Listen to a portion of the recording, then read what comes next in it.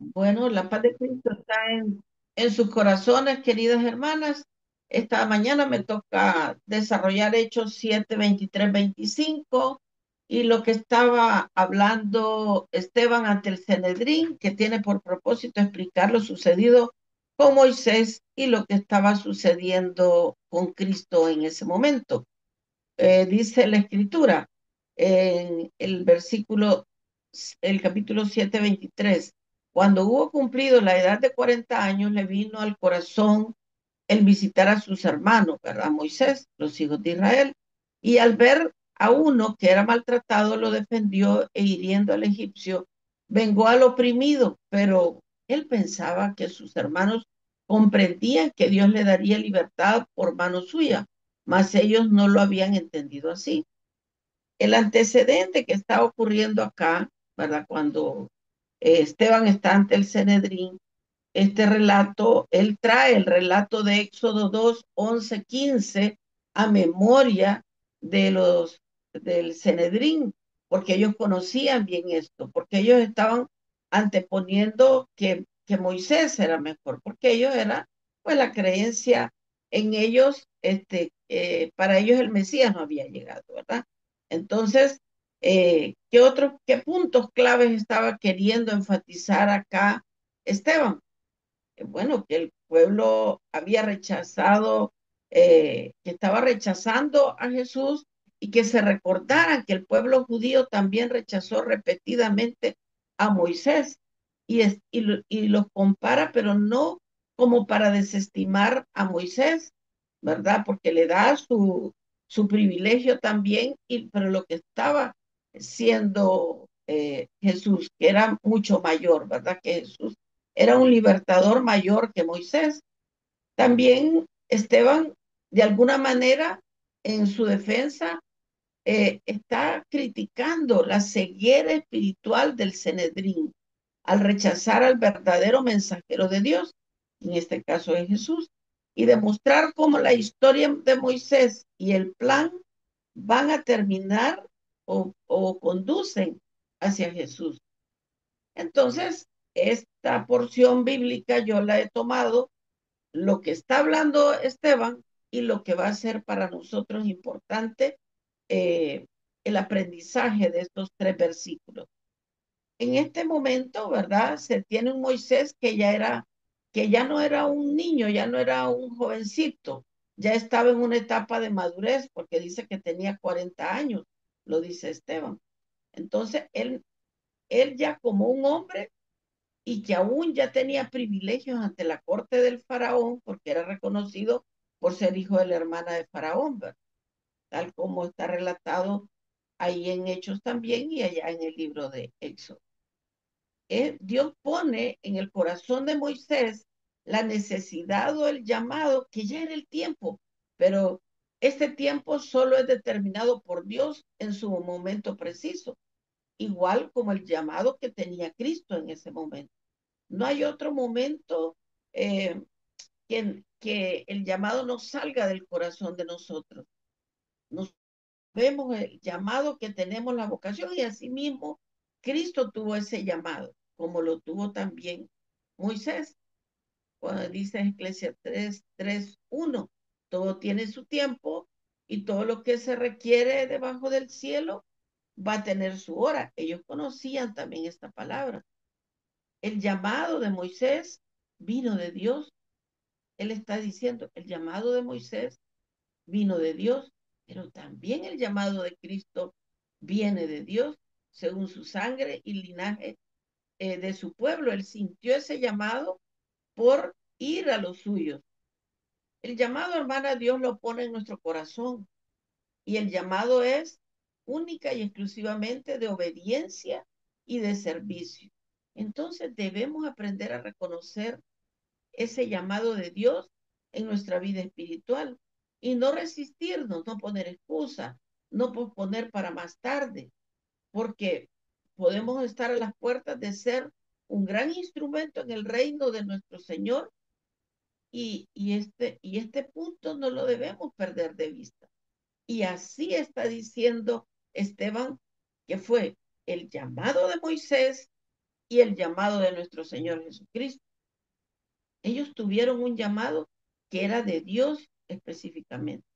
Dios y en su voluntad pone el tiempo exacto para que inicie el duro proceso de la liberación del pueblo, tanto allá con Moisés como con Cristo, ¿verdad?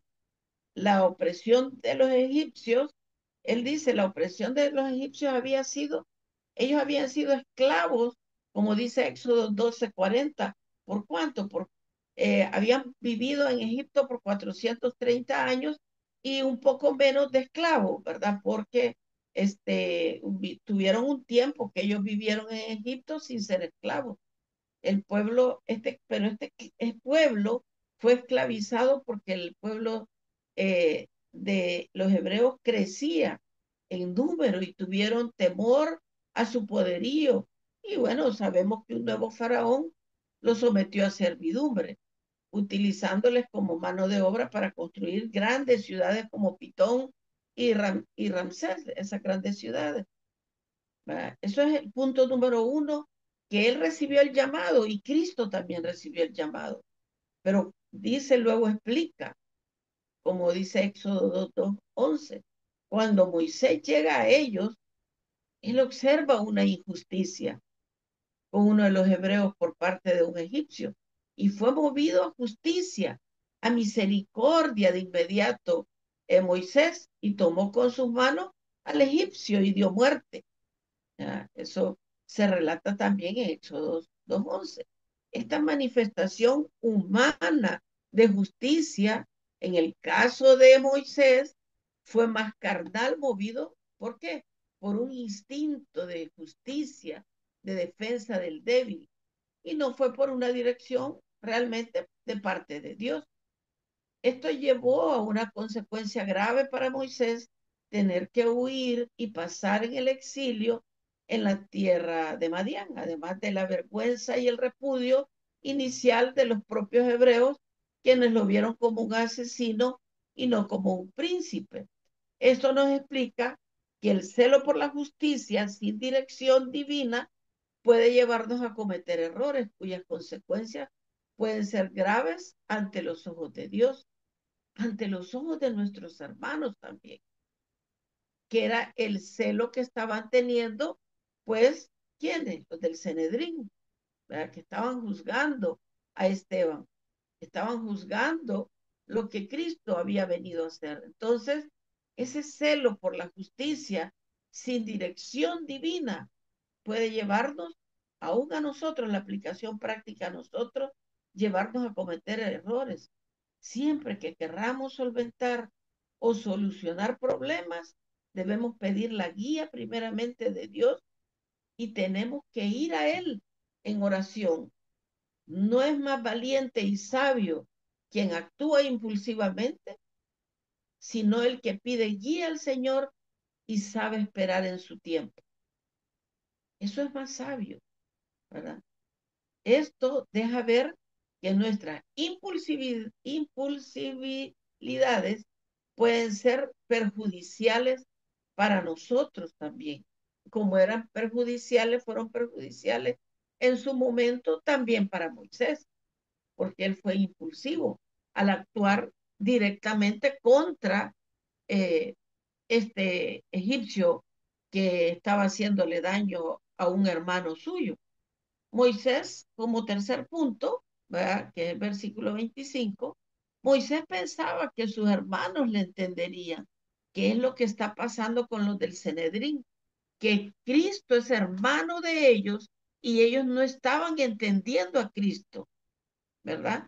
Entonces, Dios, ellos no entendían que Dios le iba a dar libertad a través de la mano de Moisés. Entonces ellos tampoco, el Sanedrín, no estaban entendiendo que Dios estaba dando libertad, pero una libertad mucho mayor, porque en, en el amor que Esteban tenía, ¿verdad? Y la fe que él tenía y la convicción que él tenía, dice, bueno, Dios daría libertad por manos de Jesús y ustedes no están entendiendo eso. Como Moisés como los hermanos de Moisés, los hebreos, no estaban entendiendo que él les daría libertad. Pero no era el tiempo de Dios en aquel momento. No estaba preparado para la misión. Les está diciendo implícitamente Esteban, no, ustedes no están preparados para ver esto, para ver que Jesús es ese Mesías que va a dar libertad, pero una libertad espiritual a todo un pueblo, de la opresión, ¿de qué? Del pecado, ¿verdad? Por ello les enseña, ¿verdad? Le va a enseñar Dios a Moisés que la humildad eh, era mejor para Moisés, porque lo mandó Dios cuando hizo eso impulsivamente, lo mandó al desierto, ¿verdad? Lo mandó a la tierra de Madián, a Moisés. Entonces, aunque querramos hacer cosas buenas, hermanas, esta es la aplicación a nosotras. Quizás no nos entiendan nuestros hermanos. Es lo que le estaba diciendo Esteban a los del Cenedí. Lo que Dios quiere es lo que quiere Dios hacer es usarnos a nosotros, pero tengamos paciencia y esperemos y confiemos en Dios mismo, ¿verdad? Como ya lo vimos, se vio eso allá en Éxodo 2:14, cuando Esteban está trayendo la información a los del Cenedrín, cuando Moisés estaba, que había, pues, había actuado impulsivamente con aquel egipcio, y también al día siguiente ve que reñían dos hebreos, Moisés les preguntó, ¿por qué golpeas a tu hermano? Éxodo 2:14, pero dice, ¿verdad? Dice allá en Éxodo 2:14, que los mismos hermanos hebreos de Moisés, ¿qué le dijeron? Y bueno, ¿quién te ha puesto a ti por príncipe y juez ante nosotros? ¿Piensas matarnos como mataste al egipcio? Le preguntaron, ¿verdad? Entonces Moisés tuvo miedo y dijo, ciertamente, esto ha sido descubierto. Aquí para que entiendan los del Cenedrín. Hermanas, el rechazo de los hermanos, la aplicación a nosotros, no significa que Dios no esté al mando. Esto es lo que Esteban está explicando. Este Cristo es Hijo y Señor, y ustedes también se comportan rechazándole, le está diciendo. Él es el Hijo de Dios y ustedes lo están rechazando. En resumen, hermanas, estos versículos nos enseñan, uno, a reconocer las señales del llamado que Dios hace a cada uno en nuestros corazones. Dos, a actuar en los tiempos de Dios. Los tiempos de Dios son los perfectos, no son nuestros tiempos. Y lo otro es a depender de la dirección de Dios completamente, el tercer punto. Y los del Cenedrín no estaban dependiendo de la dirección de Dios para discernir todas estas cosas. Cuarto punto, podemos encontrar que no debemos desanimarnos. Dios hará de nosotros quizás grandes cosas cuando nosotros confiamos plenamente en Dios. Esa es la aplicación a nosotros. Y también que nosotras como quinto elemento es que sigamos siempre adelante preparándonos en el Señor. Porque la voluntad del Señor es que nosotros le obedezcamos y le sirvamos. Esto era lo que les estaba diciendo también a los del Cenedrín Esteban. ¿Verdad? Obedezcamos y sirvamos y entendamos las señales del llamado de Dios puede hacer. Y en este caso estaba haciendo en su siervo Jesucristo. Que el Señor les bendiga.